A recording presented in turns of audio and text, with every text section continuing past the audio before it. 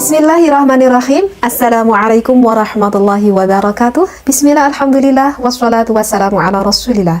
Para jemaah Al-Aslan, rahimakumullah, mudah-mudahan kita semuanya selalu berada di dalam rahmatnya Allah. Amin ya Allah ya rabbal alamin. Berhubungan suami istri itu bisa dilakukan dengan berbagai variasi ya, yang mana memang suami istri tersebut saling menyenangi akan variasi-variasinya itu. Tidak ada larangan di sana mau menggunakan variasi apapun. Hanya saja memang ada satu yang diharamkan oleh agama, yaitu adalah jika suaminya menemui istrinya dari jalur belakang. Nah, kalau suami menemui istrinya dari jalur belakang, itu tentu hukumnya adalah diharamkan. Meski demikian, masih banyak ditemui seorang suami yang memaksa istrinya ingin dengan cara jalur belakang. Nah, yang menjadikan pertanyaan fikih di sini adalah bagaimana jika ada seorang suami yang melakukan hal itu kepada istrinya? Apakah itu masih tetap mewajibkan bagi pasangan suami istri tersebut melakukan mandi besar? Pertanyaan fikih di dalam pernikahan pada saat ini itu adalah itu, masihkah diwajibkan bagi pasangan suami istri tersebut melakukan mandi besar? Maka bisa saya lihat referensinya di sini di dalam kitab Majmu' Syarah Muhadzab karangan Imam Nawawi ya, pada juz ketiga pada Suhaifah ke-63. Bismillahirrahmanirrahim. Far'un fi masaila tata'allaku bil fasli. Jadi di sini ada beberapa masail yang berhubungan di dalam fasal ini. Ihdaha, yang pertamanya, qad dzakarna, teman-teman berkata, annahu, bahwa sesungguhnya kelakuan, idza aulaja dzakarahu, kalau misalkan ada seorang suami yang memasukkan milik suaminya itu fi qubuli imra'atin, ke dalam lubang depan seorang wanita, auduburiha, ataupun lewat jalur belakang. Nah, ini di sini ya yang tadi dipertanyakan. Auduburi rajulin, ataupun seorang laki-laki, na'udzubillahi min dzalik, memasukkannya itu ke jalur belakang yang dimiliki oleh laki-laki lagi. Mungkin di sini udah bisa dipahami ya, laki-laki dengan laki-laki, na'udzubillahi min dzalik. Au khunsa, ataupun laki-laki tersebut memasukkannya itu ke lubang yang dimiliki oleh khunsa. Kalian tahu apa itu khunsa? Khunsa itu adalah seseorang yang memang dilahirkannya oleh Allah mempunyai dua alat. Ya, jadi alat perempuan punya, alat laki-laki juga punya, ya. Tetapi biasanya khunsa ini lebih cenderung ke salah satunya, yang lebih produktif itu biasanya ke salah satunya.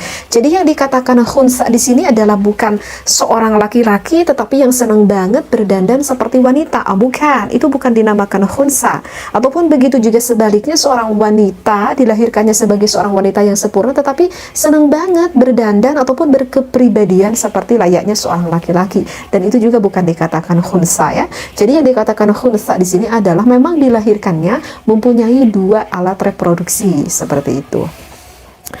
Ausabiyin, ataupun seorang laki-laki yang memasukkannya itu kepada anak kecil. Na'udzubillah ya, ini juga biasanya ini ada kelainan. Ya, kelainan artinya ya tidak sedikit ada seseorang yang menyukai kepada anak kecil, ya, kepada anak kecil. Jadi sehingga melakukannya itu terhadap anak kecil. Au fi qubuli bahimatin, ataupun dimasukkannya itu ke lubang depan hewan. Masya Allah, ini udah lebih macam-macam lagi ini ya. Tetapi kalau di dalam fikih kitabnya ada, berarti kemungkinan di dalam hidup kenyataannya pun ada seperti itu. Auduburiha, ataupun ke lubang belakangnya milik hewan. Nah, dari kesemuanya itu yang sudah saya bacakan, yang sudah saya terangkan, dari kesemuanya itu, Imam Nawawi mengatakan wajabal ghuslu, maka diwajibkan untuk melakukan mandi besar. Bila khilafin, tidak ada perbedaan pendapat ulama. Seperti itu ya. Jadi dari beberapa kasus yang udah saya contohkan, semuanya itu mewajibkan untuk melakukan mandi besar. Berarti yang tadi dari awal yang dipertanyakan, berarti hukumnya apa bagi suami istri tersebut? Tetap wajib melakukan mandi besar, dan tentunya pasangan suami istri yang sudah dari awal saya terangkan hukumnya adalah haram, hukumnya adalah berdosa. Bahkan jika ada seseorang yang menganggap bahwa hal itu tidak diharamkan, bahwa melewati jalur belakang itu adalah dihalalkan, misalkan berpendapat seperti itu, maka itu bisa saja hukumnya menjadi kufur. Na'udzubillahi min dzalik, ya. Seperti itu. Baik, kita lanjutkan lagi. Wasawa'un kanal mulaju fihi hayyan. Baik melakukan hubungannya itu misalkan terhadap orang yang hidup. Kok yang hidup? Ya, ya jelas yang hidup. Masa yang mati? Enggak. Karena di dalam kitabnya juga ini dikatakan au mayyitan. Masya Allah. Ataupun dilakukannya terhadap orang yang sudah meninggal, gitu ya. Saya tuh pernah baca loh dari salah satu referensi kitab bahwa ada seorang kisah seorang penggali kubur yang mana maaf ya, menzinahi seorang mayit perempuan, ya. Tapi saya nggak lanjutkan ini kisahnya.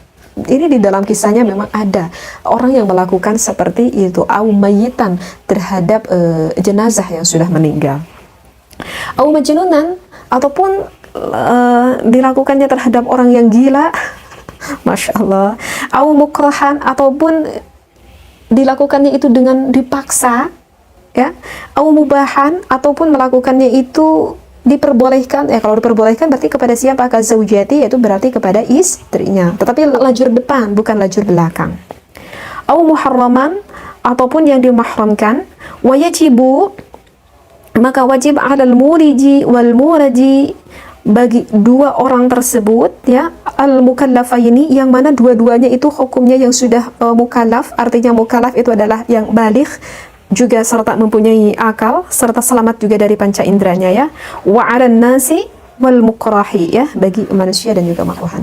Nah, jadi di sini udah bisa difahami, ya, dari awal yang tadi dipertanyakan, bagi kasus seorang suami istri tersebut apakah tetap wajib melakukan mandi besar, maka jawabnya tetap wajib melakukan mandi besar. Dan tentunya bagi pasangan suami istri tersebut melakukan berhubungan bukan menjadikan suatu ibadah, tidak mendapatkan pahala, justru mendapatkan maksiat karena melakukan dari jalur belakang, hukumnya adalah diharamkan. Wallahu a'lam, wabillahi taufiq wal hidayah. Wassalamualaikum warahmatullahi wabarakatuh.